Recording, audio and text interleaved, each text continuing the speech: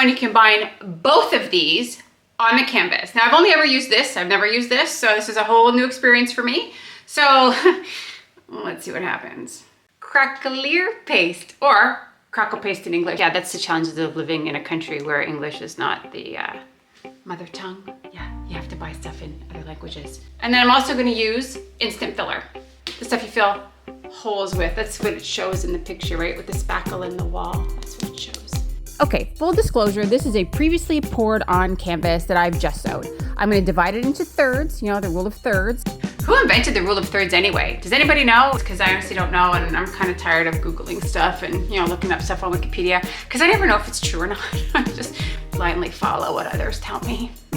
I'm going to kind of come across the top with a little bit of a landscape and then kind of bring down the texture coming down the canvas. Yeah, that's the plan. So I've got some crackle paste here, and oh my God, it's like butter. Not real butter. Oh, I love how this stuff spreads, like so smooth. I'm like addicted. Yeah. So of course I want to mix though the crackle paste and like the regular texture paste, which is just wall filler in my world, but you know, pretend.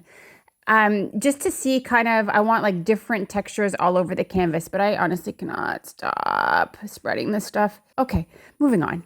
All right, and now we're just going to interdisperse between the crackle paste, the wall filler, hole filler, speckly stuff. Yeah, that's the stuff I'm using on a canvas. Yes, my fine art skills are definitely shining brightly today. And then I'm going to leave it to dry, and then we'll come back like in a couple of days, and then we'll paint over it and see what we can create. Okay, it's been a couple of days. Everything's dry. Now, I don't know how to explain this. I'm going to paint like a solid band up top and then slowly blend it in with the crackle paste. Yeah. You know what? Just watch as I create this, because words are, English is not my first language apparently today.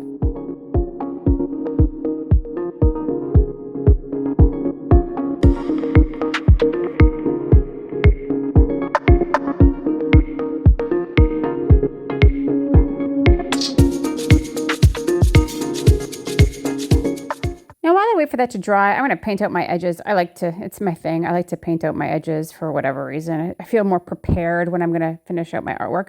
But I can't help but notice that pail of dirty water, you know, where I soak my brushes while I'm, you know, in between colors or whatever. And I'm like, no, could I really? Like seriously, like why waste it? Yeah, and I had to use my leftover soup containers. This is really good soup, by the way. I get it at the grocery store. It's pumpkin. Oh, my soup. Why not just use this stuff? Like, I wonder what would happen if I just poured it over top of the texture. Let's give it a shot. Yep, I'm going to paint with the dirty water over top of my texture. Yep, that's exactly what I'm going to do. You want to talk about intuitive painting? This is, I don't think it gets any more intuitive than this.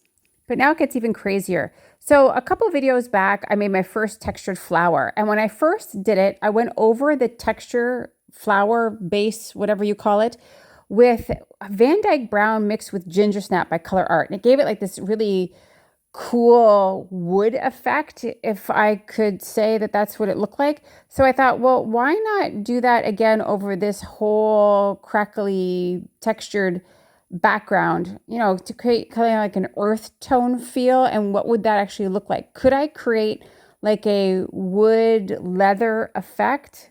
I don't know. So we're going to give it a shot.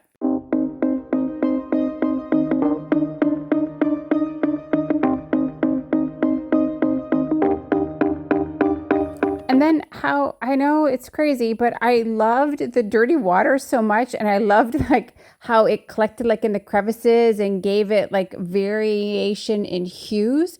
So I went over the whole thing again with the, dirty water. That's my new painting technique, the dirty water technique. Yeah, you've seen it here first. Probably other artists have used it. I'm sure I'm not the first, but I was just amazed at how this whole thing was kind of coming together.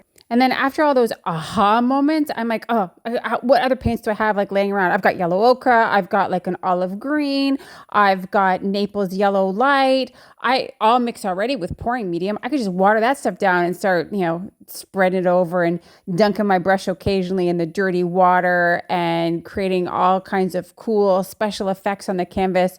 So I honestly just kept playing. I seriously was loving what was happening. It was like the coolest thing. saying. Like, I love dirty water. Dirty water is like the now go-to. So not only do I like to cover canvases with like aluminum foil and emergency blankets, now I'm like, oh, and dirty water works as well. Yes, you don't need to like use like paints right out of the tube or just mix with pouring medium. You can water the crap right out of that thing until it's like just dirty water.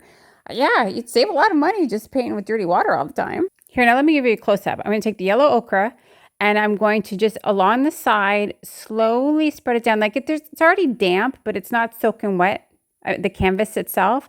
So I'm just going to kind of run that liquidy goodness. I really like paint down that line. And yeah, for just to add some color, some texture, and look at the cool texture that's and the color that's on the canvas as I'm giving you this close up.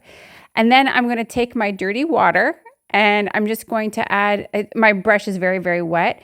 And look what it does. Like it just kind of, I don't know, it just kind of disperses the paint within the water puddle. It's super cool. I absolutely love this. Well, now that dirty water painting is done, at least at the bottom part, I'll probably come back and touch that up. But the black looks kind of shitty and wonky and it needs a, there's only one coat on here. It needs another coat. And I'm going to start to now create the horizon line of the landscape. If those are the artsy words, I apologize if you guys are fine artists that are watching my channel. But if you are by off chance, feel free to tell me in the comments below what the proper words are, that the arty words are that I should be using. In the meantime, while you're looking that up in your lexicon, I will be creating the horizon line, kind of creating a definition of the texture so that I highlight it with the white paint against the black background and the earthy, neutrally tones down below.